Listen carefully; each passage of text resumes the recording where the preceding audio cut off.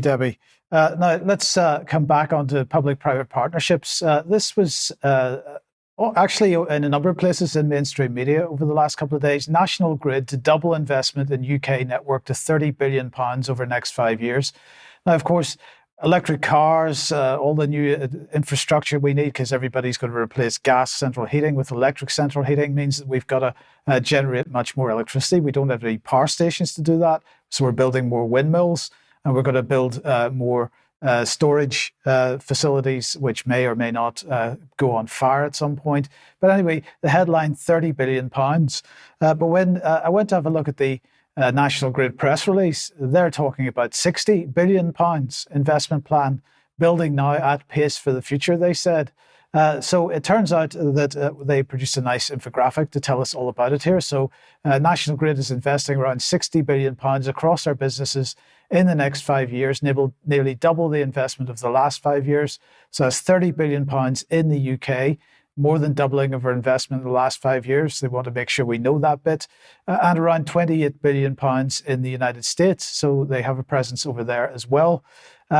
So they have raised £7 billion, or they're in the process of raising £7 billion to get this thing started, because this is a public-private partnership, as we'll see in a second, through a rights issue. And so to do that, they are issuing, they say, 1,085 million new shares. So I wonder what that did to the share price. Well, there you go. It tanked yesterday when this news came out the day before. So the market's not so impressed with this new share issue. But I was talking about a public-private partnership there. Well, here's a little bit of the detail of it, or a hint at it anyway. This is another National Grid press release or article. Huge boost to UK supply chain as National Grid launches the Great Grid Partnership with 7 new industry partners, all united in the drive to deliver the Great Grid upgrade. So you can't go wrong with the Great Grid, because that's what we're going to have in this country, a great grid. I'm sure there's no cynicism amongst any of our viewers to that. But there we go. £30 billion being spent in the UK. Lots of people on social media saying that this will be taxpayer money. Yes, ultimately, of course, it will be, because these are public-private partnerships they're setting up here, and they're wanting to bring in all this private capital from the so-called industry. And as we've seen through the water infrastructure situation, we all know the direction of travel once these types of public-private partnerships are put in place. But don't worry, it gets better, because the City of London isn't going to be left out of this. They have just held a panel discussion all about securing a nature positive future, because of course this is all about net zero. So this is finance enabling innovation. Now the financial side hasn't been so impressed with the National Grid's plans, but they have their own plans, because this is all being run through Terra Carta and Sustainable Markets Initiative, who are the strategic partner of the City of London in this particular project.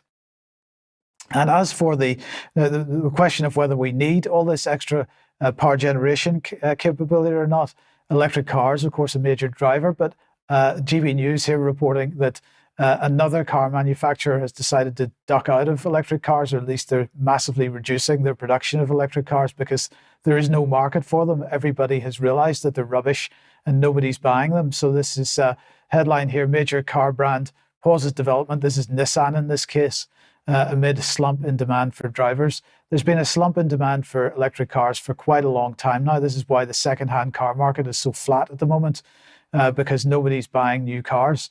And it's really the electric cars being sold to the corporate fleets. Nobody in the private market's really buying them at this stage. But the other point to make here, building back better, leveling up, what does that actually mean? If we have a look at global carbon emissions here, we've got a bit of a graph here to show who's emitting the most. We can see that really this sort of leveling up agenda, the Build Back Better agenda, really only applies to the West. If we take China, Russia, and the rest of the world, the so-called Global South, into account, that is absolutely the vast majority of so-called carbon emissions. But of course, leveling up isn't about increasing anything with respect to the first world. It's about bringing our carbon emissions down to a level that's acceptable, but other countries perhaps ignoring that particular agenda quite wisely. But it gets better because the World Bank held a live stream a couple of days ago on the issue of net zero and so on. They, of course, in this case, we're talking about food production. They produced a nice report on it. The report is called Recipe for a Livable Planet. Now, can we imagine what the suggestions are in this? I'm sure we can. I'm sure we know what they are, but let's just have a look. First of all, we've got to protect and restore nature by not doing any farming anymore. So we shouldn't do farming. We should make sure we turn all that back into wildflower meadows and so on.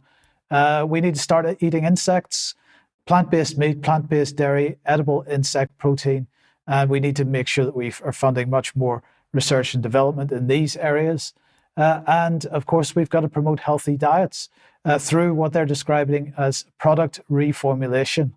They also want to bring in global nutrition targets. And again, this is all about leveling up. So global nutrition targets doesn't mean bringing nutritional targets in for people that are starving. It's about bringing people that are perhaps a bit wealthier in the world down to a certain acceptable level. And if we put that back on screen a second, the third item on that list, targeted school feeding programs. It makes children sound like cattle. Targeted school feeding programs. It's quite incredible, the language. But just to finish off, if you remember last year, King Charles went off to France, to Versailles. And I just wanted to remind everybody how the other side will live while we're all eating our insects and so on. So this has been doing the rounds of social media. I think I saw this on Jackie Devoy's Twitter feed this morning. So thanks, Jackie, for this. But just to remind ourselves, these are the people that are pushing the net zero agenda the hardest. And this is how they want to live. And we should never forget that when we're talking about net zero and leveling up. Okay, that's enough of that. Now, Ben.